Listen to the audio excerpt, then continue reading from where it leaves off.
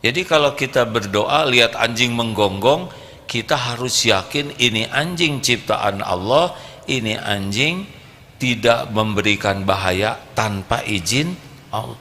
Jadi yang berbahaya itu bukan anjingnya, dan Allah itu memberi, Allah itu maha tahu semua keperluan kita, bahkan yang kita tidak tahu. Coba bayangkan kan? Dan memberi kepada kita jauh lebih banyak pemberiannya tanpa kita minta. Yang tidak diminta saja diberi, bagaimana kalau minta? Makanya udahlah, nggak ada lagi kehidupan paling nikmat kecuali kita serius kepada Allah. Udahlah, seperti jomblo gitu, jangan terlalu serius lah mencari calon. Pertama belum tentu ada yang mau, ya kan?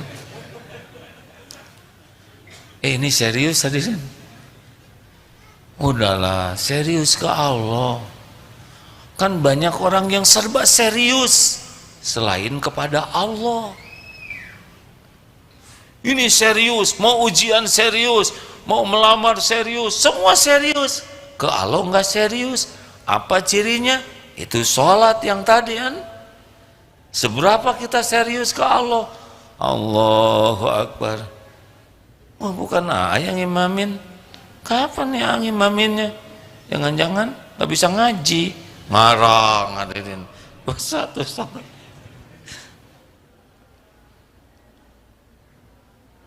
Kita kurang serius kepada Allah, kita kurang khusyuk dalam sholat. Tahu sebabnya apa? Karena belum merasa Allah itu sangat penting bagi kita. Kita akan serius kepada sesuatu yang kita anggap penting, iya kan? Kalau kita yakin Allah penentu segala-galanya, diri saya ini sepenuhnya dalam genggaman Allah, dan kalau Allah mau kun fayakun, semua rezeki milik Allah, gak ada satupun pemberi rezeki selain Allah. Kalau Allah ngasih pasti ketemu, kalau Allah nggak ngasih pasti nggak ketemu. Coba itu, kita jualan Allahu Akbar, Allahu Akbar, udah nggak kelihatan pedagang tuh. Yang ingat Allah pembagi rezeki, itu mau beli, ya sholat dulu, nanti dia nggak jadi beli, gak apa-apa. Kalau udah rezeki saya, dia pasti nunggu.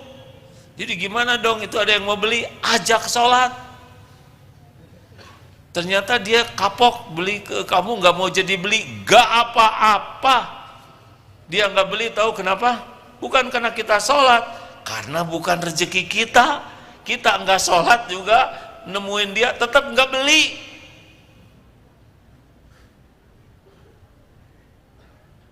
Langsung mikir, bener saya udah telat sholat, dia nggak jadi beli, juga dia bawa barang-barang saya kan.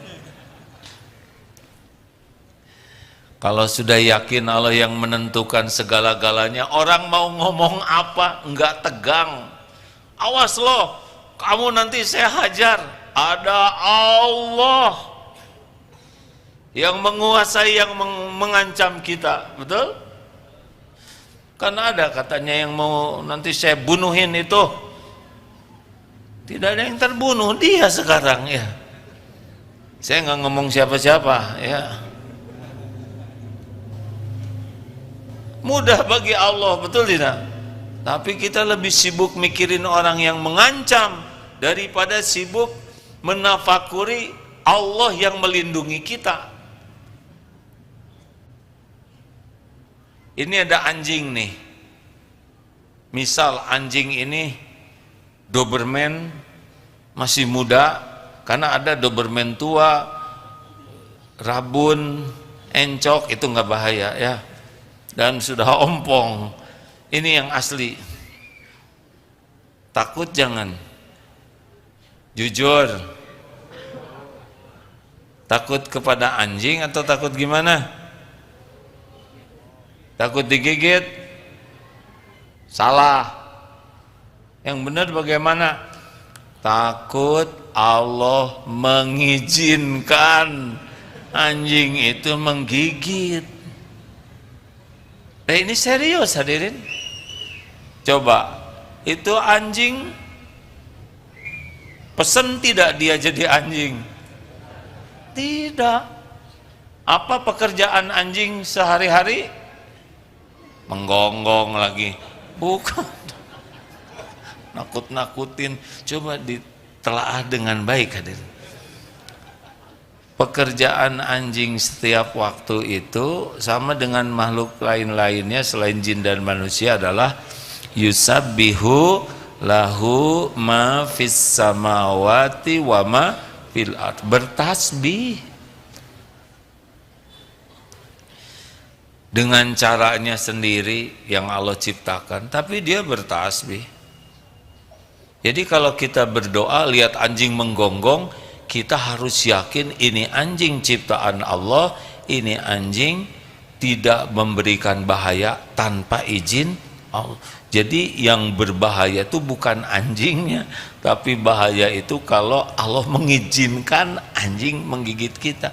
Walaupun kita tulangnya agak kecil, tapi mungkin itu dianggap lebih rangu gitu ya.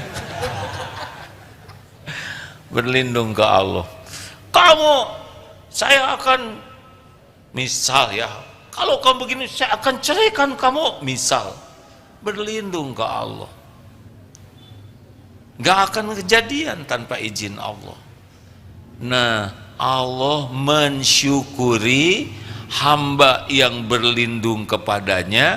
Ana inda dhanni abdi bi, aku sesuai dengan prasangka hambaku.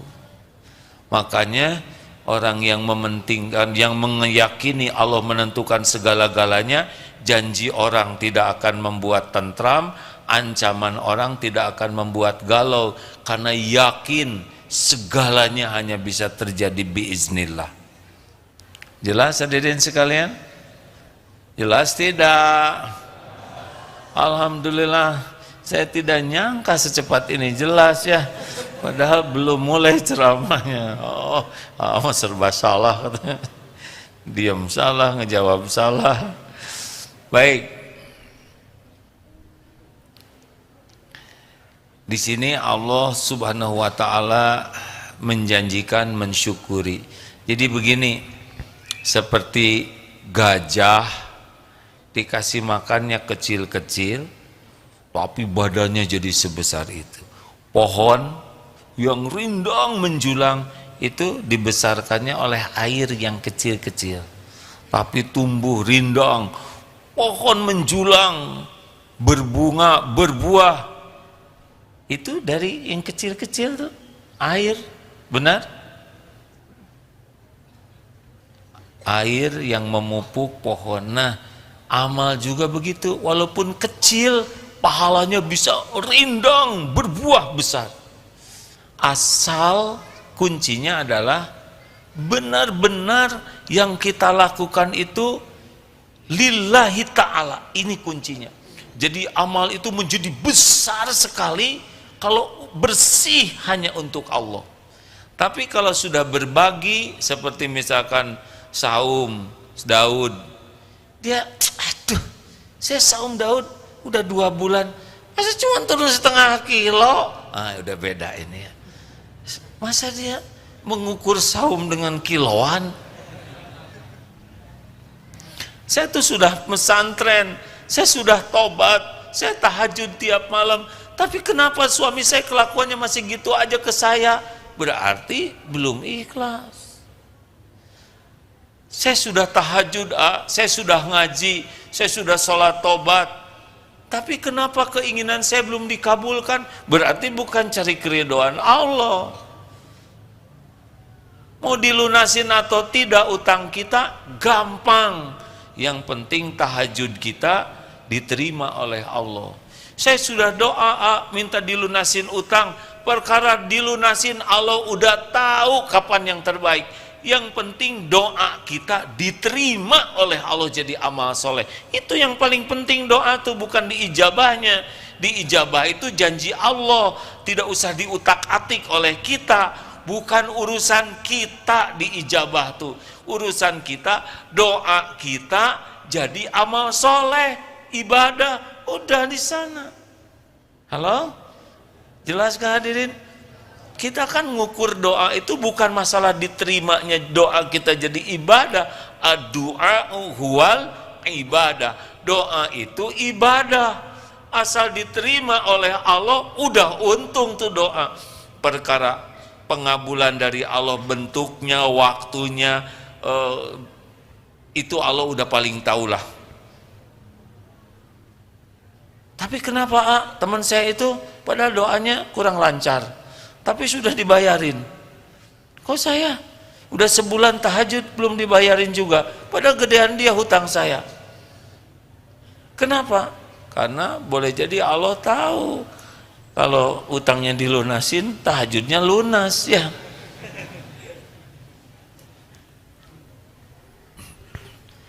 Enak urusan dengan Allah tuh hadirin, asal benar-benar lillahi ta'ala. Nah inilah sebetulnya kalau kita ingin mendapatkan yang terbaik dari Allah, udah nggak usah diragukan lah ya. Mau jumlahnya berlipat ganda, udah janji Allah tuh udah pasti, tidak mungkin meleset. Seperti wa may yattaqillaha yaj'al lahu makhrajan. Barang siapa yang bertakwa kepada Allah, baginya jalan keluar, udah pasti tuh. Jadi kalau jalan keluar belum bagus, kita mungkin belum termasuk ahli takwa. La in syakartum la azidannakum wa la in kafartum inna adzabi lasyadid. Syukur ditambah nikmatnya oleh Allah, udah selesai. Walaupun kita punya keinginan, larinya ke syukur. Misalkan kita ngontrak, ingin kontrakan yang lebih besar, Allah tahu tidak? Jawab. Sebelum kita doa, Allah sudah tahu. Apa yang kita pikirkan, Allah sudah pasti tahu. Sebelum terucap oleh mulut kita doa, Allah sudah tahu yang tersirat di hati. Ingin yang bagus, syukuri yang ada. Aduh, ini rumah sudah sempit, anak misalkan 3, ruangannya terbatas, jadi tidak proporsional. Doa, ya Allah, Engkau Maha Tahu, beri saya tempat tinggal yang lebih lapang. Kenapa doa? Ibadah. Kita harus udah yakin Allah udah tahu. Syukuri rumah yang ada, dibersihkan, ditata dengan baik, banyak dipakai baca Quran, banyak sholat sunnah, kalaupun diperdengarkan murotal Quran. Allah udah tahu nih, Allah menyaksikan hambanya mensyukuri yang ada. Allah juga mendengar kita doa, dan Allah tahu di sini hati kita bahwa kita ingin, ada waktunya nanti. Gak ribet hadirin, karena enaknya urusan dengan Allah tuh, Allahnya Maha tahu segala keinginan kita, segala keperluan kita, segala yang terbaik untuk kita. Enak tidak sih? Saya senang sekali kalau menceritakan ini hadirin, karena disinilah bahagia itu.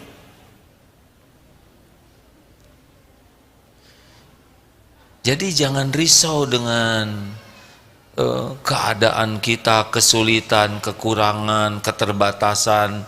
Allah sudah tahu itu, karena terjadinya kesulitan kita juga dengan izin Allah. Kenapa dong Allah membuat saya sulit? Supaya kita dekat dengan Allah.